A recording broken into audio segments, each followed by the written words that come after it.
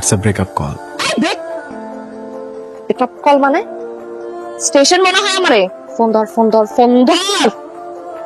Sir আপনারা এভাবে ধরে রাখছেন কেন আমাকে? কি করছেন জানেন না? জি না sir.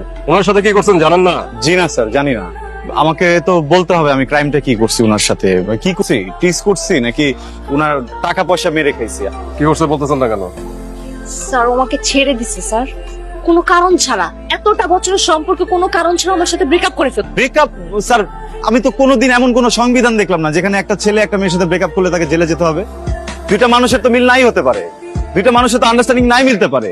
Sir sir sir please sir, এই যে আপনার সাহস তো কম না, নিজের ব্যক্তিগত সমস্যার জন্য আপনি পুলিশ ডেকে পুলিশের গুরুত্বপূর্ণ সময় নষ্ট করবেন। পাইছেন নাকি?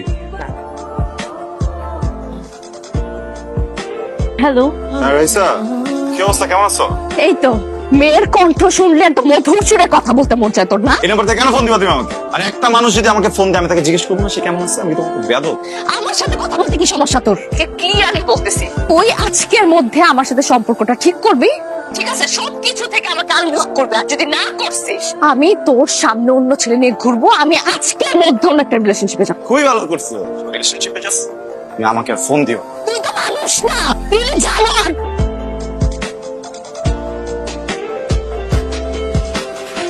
Hello, I am sorry. দেখা করতে পারি? Good night. Good night.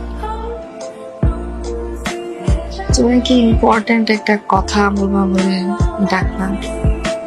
ও রুহি, তোমার সাথে রিলেশনটা স্টার্ট হওয়ার আগে আমাদের কিছু ভুল বোঝাবুঝির কারণে আমাদের ব্রেকআপ হয়ে যায়। হঠাৎ তোমার সাথে পরীক্ষা হয়ে গেল। তো প্রথম ভালোবাসা একবারই আসে। স্টপ, তোমাকে আর কিছু বলতে হবে না।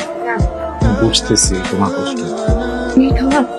তোমার ভালোবাসা, তোমার ভালোবাসা কেমন তুমি তো বুঝো।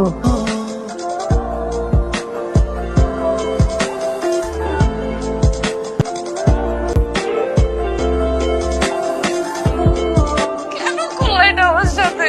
আমি কি করছিলাম? তুমি বলতেছিলাম যে আমি তো চলতেছিলাম, আমি তো চিট করতেছিলাম না। তোমরা আমার সাথে কেন করলে এটা? আমি এমন থাকবো না, আমি স্ট্রং হয়ে যাব, আমি অনেক ভালো থাকবো। মৃত্যুর মৃত্যুর সংবাদ বহন করে একটা মানুষের হাসি মুখে থাকাটা সত্যি অনেক কঠিন কাজ। আমি যেদিন জানলাম আমার সাধু জীবনটা ঘড়ির কাঁটায় বন্দি, সেদিন থেকে আমার হাতে সময় ছিল মাত্র 30 দিন।